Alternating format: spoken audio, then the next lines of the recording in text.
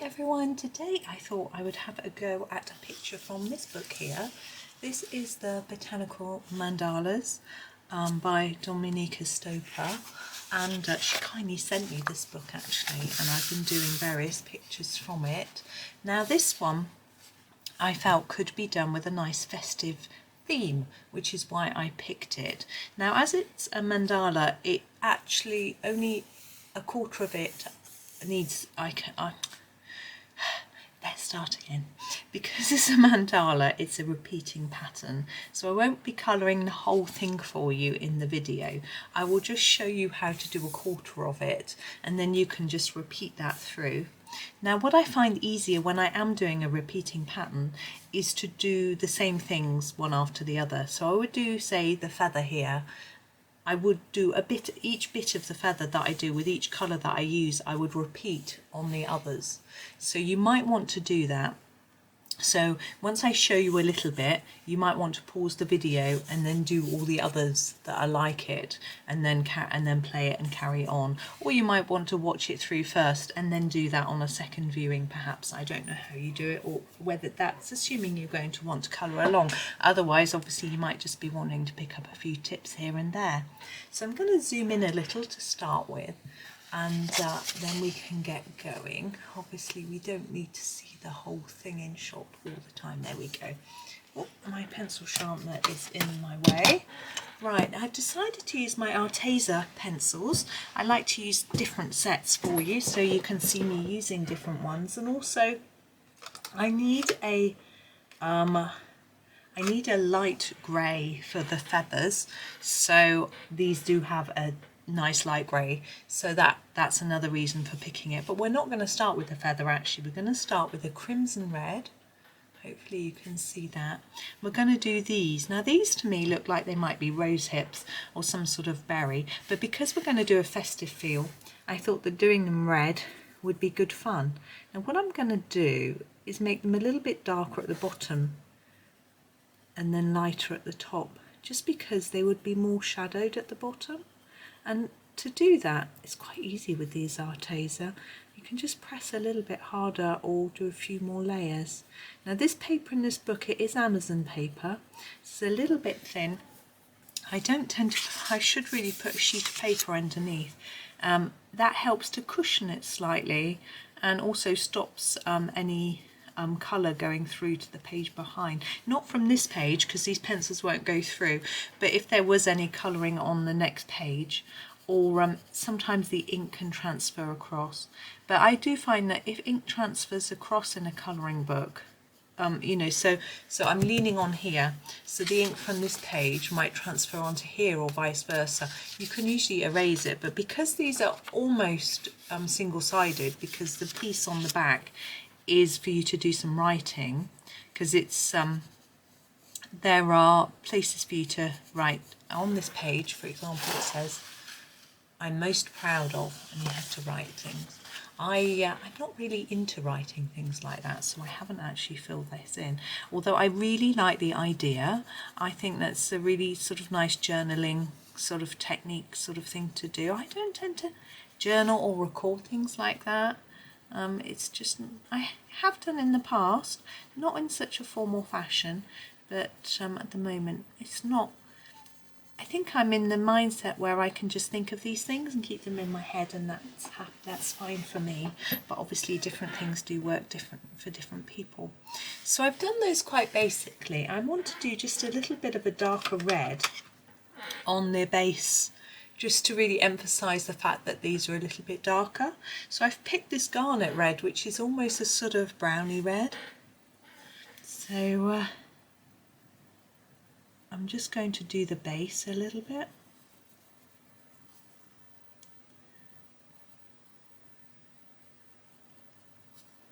And just a little bit. It's not showing up hugely, but it's there. Now there's quite a bit of white paper showing through on these tips. Now I'm happy with that, but if you don't like that, then you can just blend it or burnish it through a little bit to, or even use a white pencil to finish it off. But I'm not going to, as I say, I'm happy with that. We're going to move on to the feather.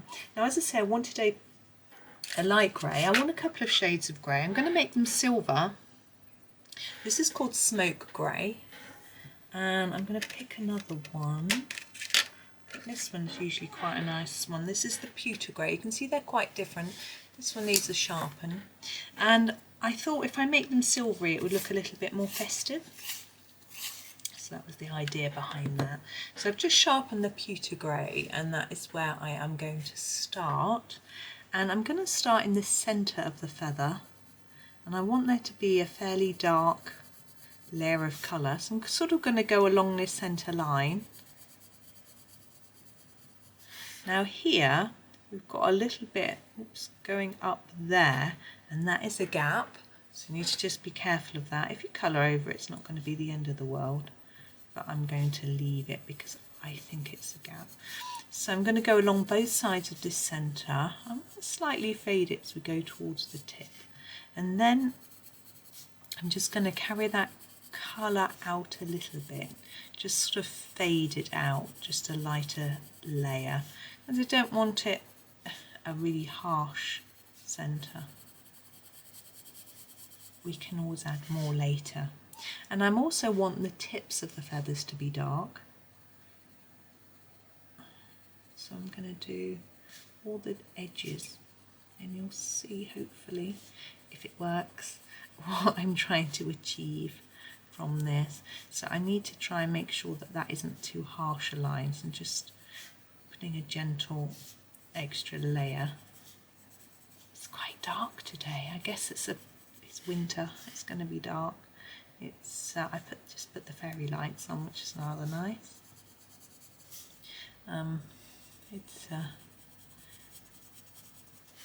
I was out this morning. It was raining and miserable. This is the Smoke Gray. It's quite quiet in town, which was good for me, but probably not good for the shop owners. I suspect people are avoiding. It's quite stormy at the minute, although it wasn't windy when I was out. It was windy in the night. We've been very lucky here.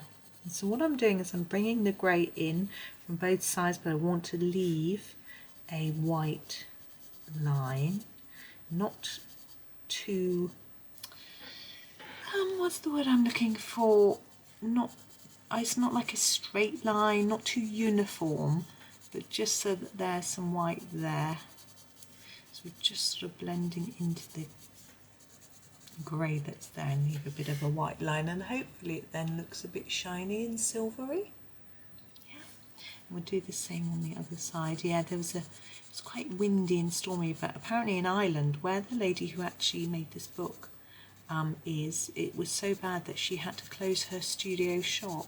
She actually it's quite an interesting story. I'm sure I've told it before though, but she set up an art sort of classes in a studio shop she wanted to run, and then lockdown came, so she couldn't run them, so she had to do something different.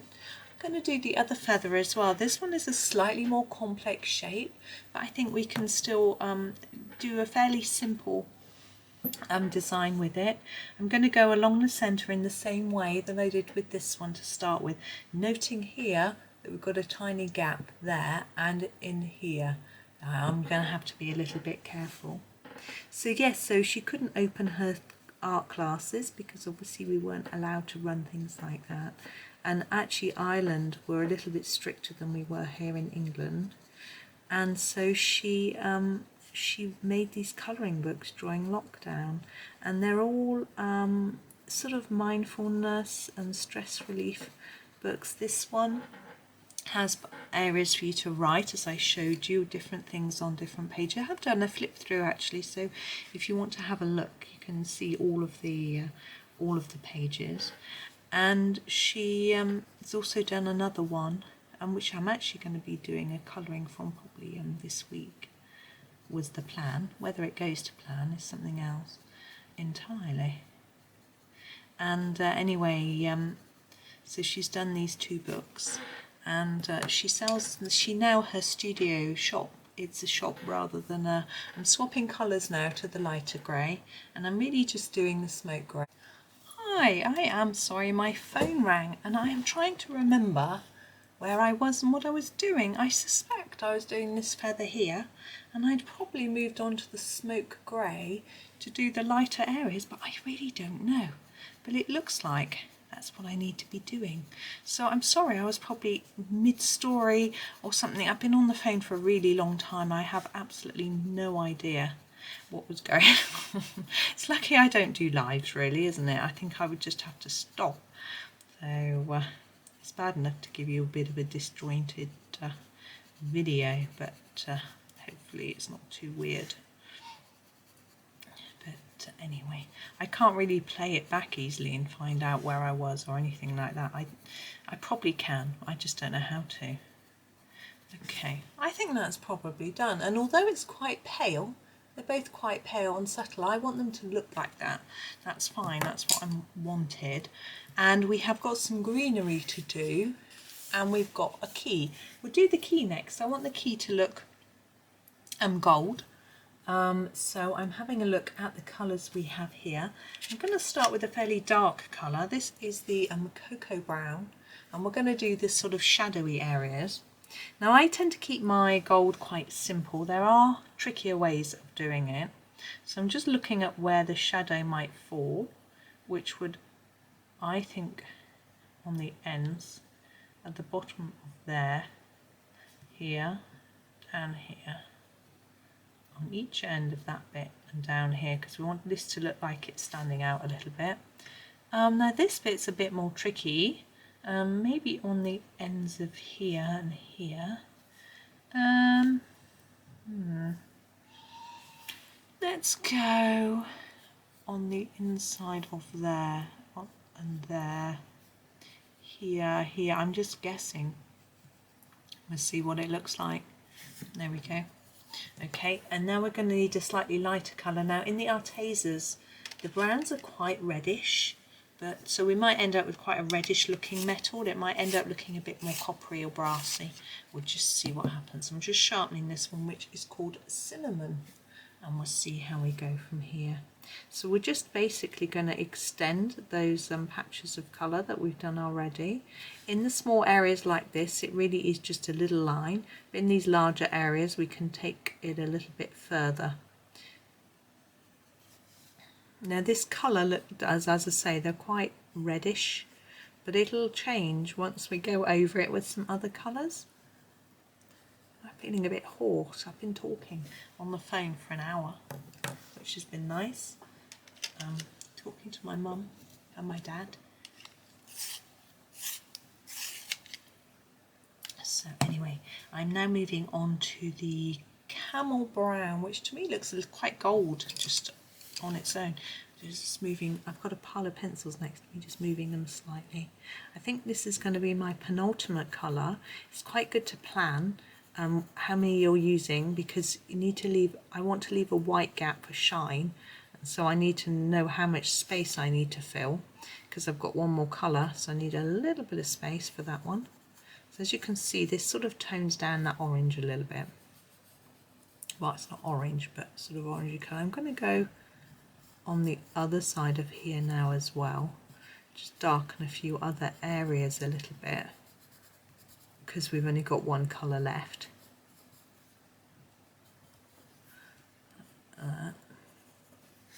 And then our final colour, whoops, is going to be a yellow.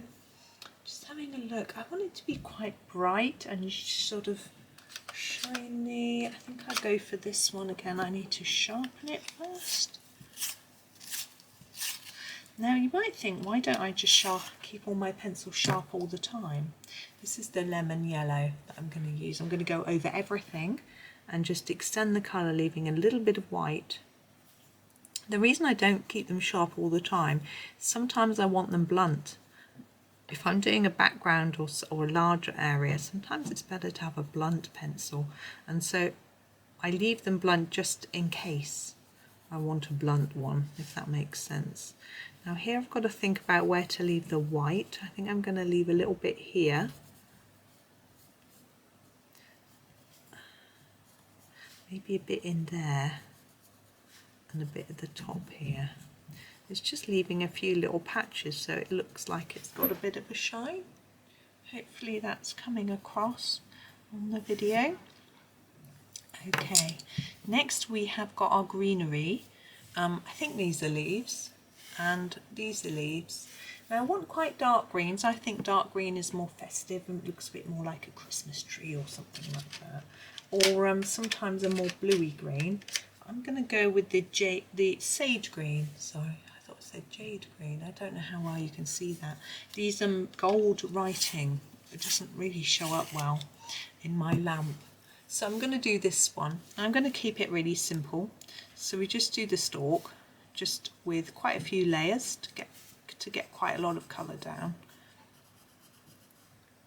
I wonder if this is a flower, but anyway, this is how I am colouring it.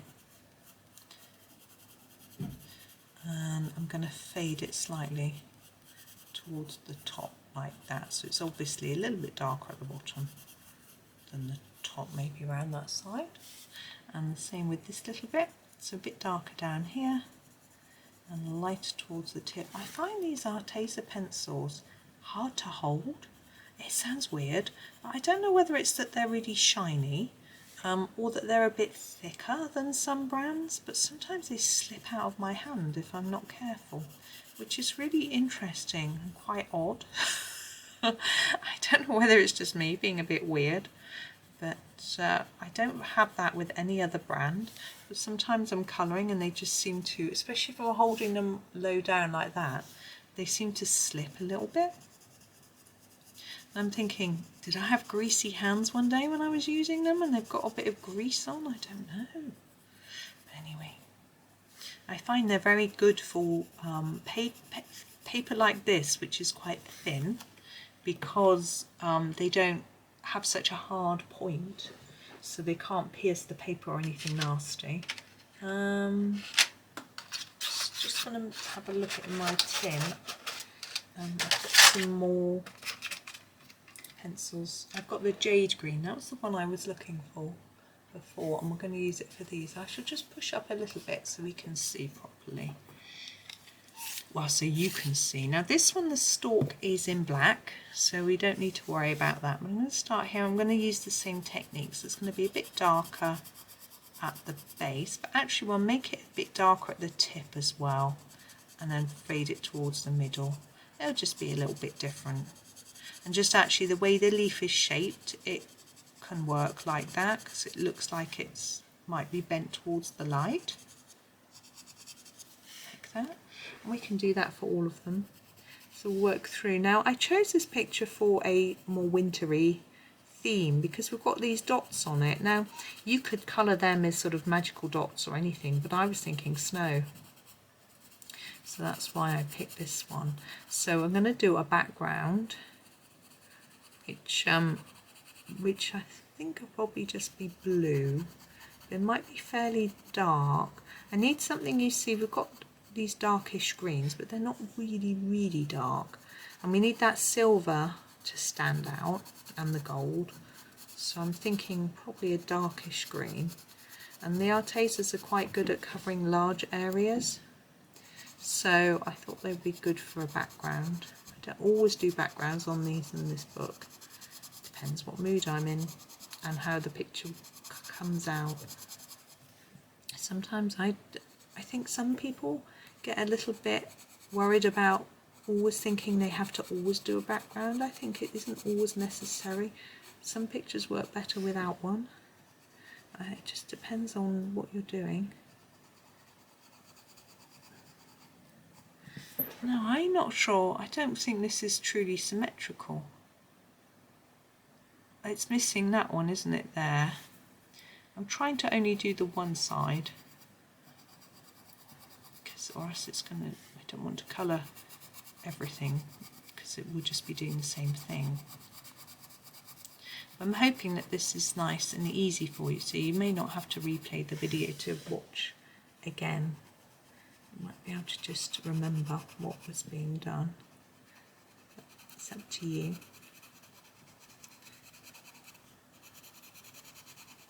So I hope you're all having a nice December. I'm not sure what date this one video is going to go out. I think it will be a little bit before Christmas, but